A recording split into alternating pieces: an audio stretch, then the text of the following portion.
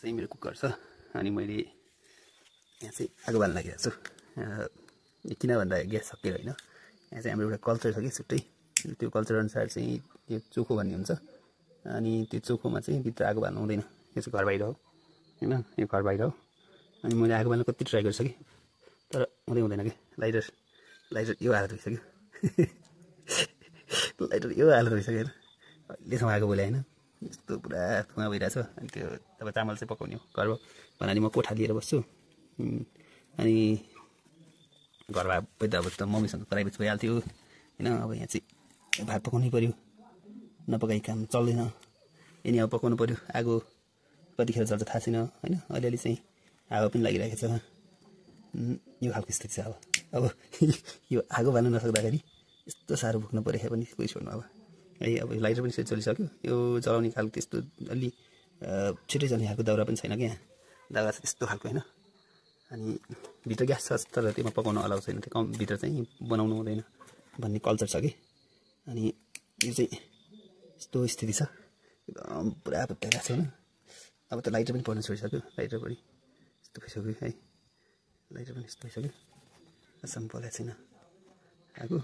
अनि हात यस्तो भइसक्यो, हात चाहिँ यस्तो भइसक्यो फेरि अब कसरी आगो बाल्ने तनाव छ।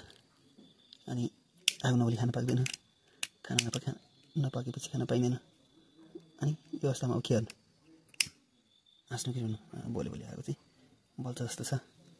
अनि लाइटर यस्तो छ कि हेर्नु, अब यो बलेपछि बल्यो फेरि, अनि यसरी फुकेर निभाउनुपर्छ। यहाँको चाहिँ कल्चर हो होइन।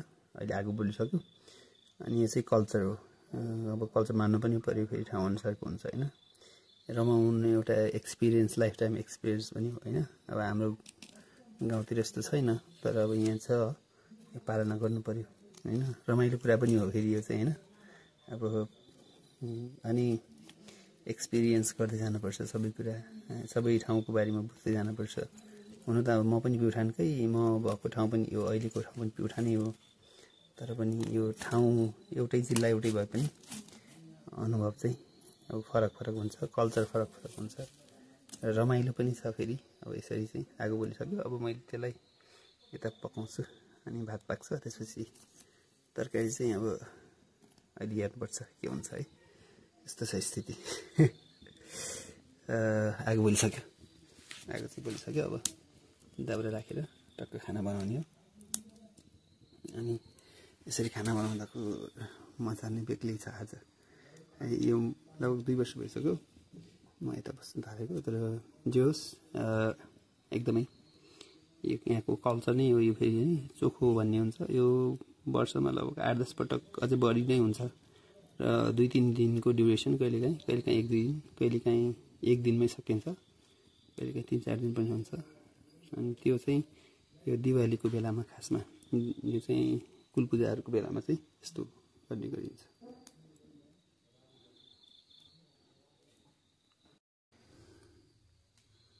अब चाहिँ पाक्ने चरणमा छ है त्यो चाहिँ। अनि यो चाहिँ ग्यास सकिएर होइन, ग्यास चाहिँ मजाले बल्छ फेरि, पत्याउनुहुन्न भने म अहिले आउँछु। अनि यता चाहिँ मेरो ग्यास छ, ग्यास भ्याइया पनि छैन। अब यो पब्लिसिटीको लागि चाहिँ होइन, यो कल्चरले गर्दा नि हो, जसले गर्दा चाहिँ मिल्दैन, त्यहाँ पकाउनु मिल्दैन फेरि खाना। अनि भाँडा चाहिँ सबै सफा गरेर राखेको छ।